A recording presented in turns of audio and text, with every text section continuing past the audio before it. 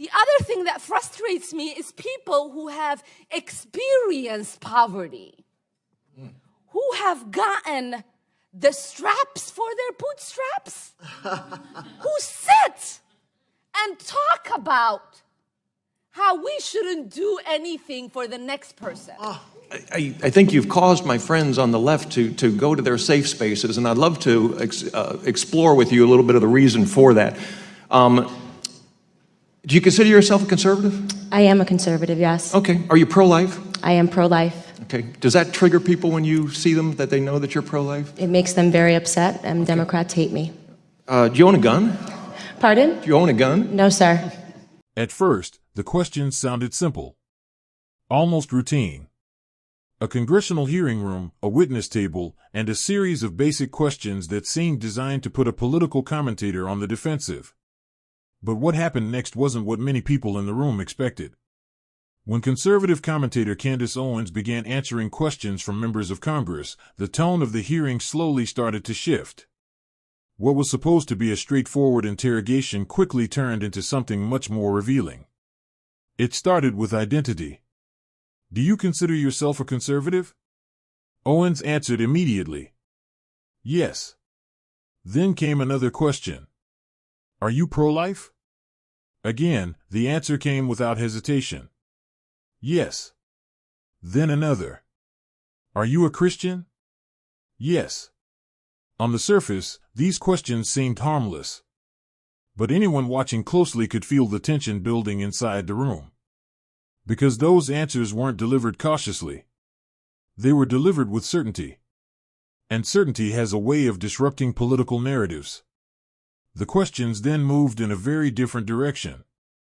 A member of the panel began asking Owens something far more serious, whether she harbored hatred toward different groups of Americans. Do you hate black Americans? Owens answered instantly. Absolutely not. In fact, she said the opposite, that she cares deeply about black Americans and believes they deserve to hear perspectives that challenge what she describes as political manipulation. The questioning continued. Do you hate white Americans? No. Hispanics? No. Asians? No. Members of the LGBTQ community? No. And with each answer, the label that had been placed on her, that she associates with purveyors of hate, began to look increasingly disconnected from the responses she was giving under oath. Then Owens delivered a statement that shifted the entire conversation. She argued that in Washington's current political climate, the definition of hate has been stretched beyond recognition. According to her, in many cases it now simply means supporting Donald Trump. That statement immediately drew attention inside the hearing room. But Owens didn't stop there. She began outlining why she supports the former president, pointing to policies she believes produced measurable outcomes for the black community, including historically low black unemployment during that administration. She also highlighted another statistic often discussed in economic debates: millions of Americans leaving food assistance programs during that period. And then she raised an issue that Washington rarely addresses directly: father absence. Owens argued that family breakdown, not political rhetoric, has been one of the most damaging forces affecting many communities. Moments like that changed the entire atmosphere of the hearing. Because instead of defending herself against accusations, Owens had turned the discussion toward deeper political questions about culture, policy, and responsibility. But one of the most revealing moments came when she described her experiences speaking on college campuses. Owens said she regularly faces organized protests when she appears at universities, sometimes from activist groups attempting to shut down events entirely. In several cases, she said, invitations to speak were revoked simply because of her conservative views. And that led to one of the central questions of the hearing. Is free speech truly protected in America's institutions? Or only certain kinds of speech? Finally, Owens delivered the line that summarized her entire message. She said patriotism does not belong to one race, one ideology, or one political party. Patriotism has no skin color. At that point, the room grew noticeably quieter. Because whether people agreed with her or not, one thing was undeniable. She wasn't there to apologize. She was there to defend what she believes, openly, directly, and without hesitation. And in Washington, moments like that tend to echo far beyond the hearing room. When congressional hearings are held, there's usually a script behind the scenes. Lawmakers ask questions designed to expose contradictions, force uncomfortable admissions, or shape the narrative for the public watching at home.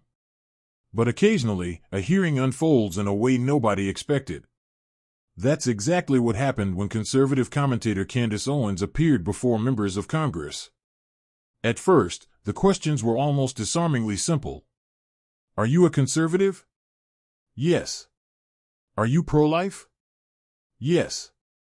Are you a Christian? Yes. But those answers carried weight. Because the questioning wasn't really about religion or ideology. It was about framing a narrative. The implication was clear: if Owens openly identified with these beliefs, critics could use them to portray her as extreme. Instead, the opposite began happening. The hearing shifted toward a much more serious accusation. One lawmaker referenced claims that Owens associates with purveyors of hate. So the questions became direct. Do you hate Black Americans? No. White Americans? No. Hispanics? No. Asians? No. Members of the LGBTQ community? No. One by one, the accusations lost their foundation. And that's when Owens introduced the argument that became the most controversial moment of the hearing. She said that in modern American politics, the term hate is sometimes used as a political weapon. In her view, it's often applied to anyone who openly supports Donald Trump. Owens then laid out why she supports him. She pointed to economic policies she believes helped the Black community, including record-low unemployment numbers during that administration. She also criticized political leaders who, in her view, rely on government dependency rather than economic opportunity. But perhaps the most uncomfortable topic she raised was family structure. Owens argued that father absence has had devastating consequences in many communities, a topic she says politicians rarely address honestly. That comment changed the tone of the hearing. Because suddenly the conversation wasn't about labels anymore. It was about policy, culture, and responsibility. And when Owens began describing the backlash she faces for expressing those views, particularly on college campuses, another issue came into focus. Free speech. Owens said she frequently encounters protests and attempts to cancel her speaking events. In some cases, she said entire campus groups organized specifically to stop her from speaking.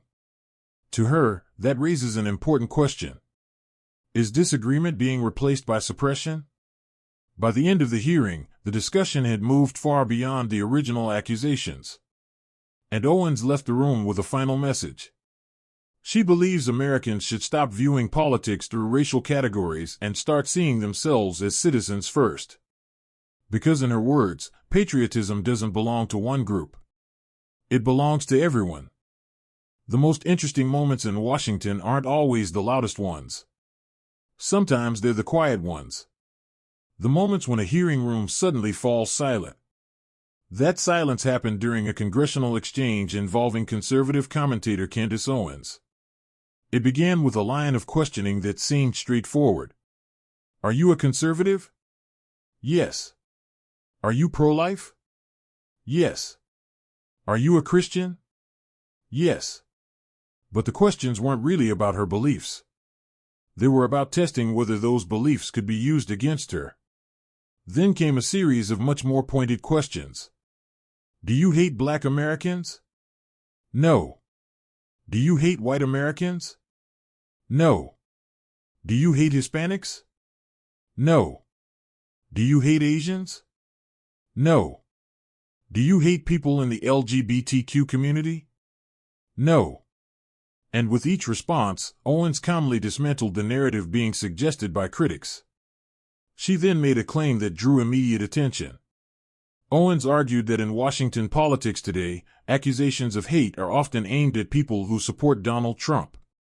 Her reasoning, she said, comes down to policy outcomes.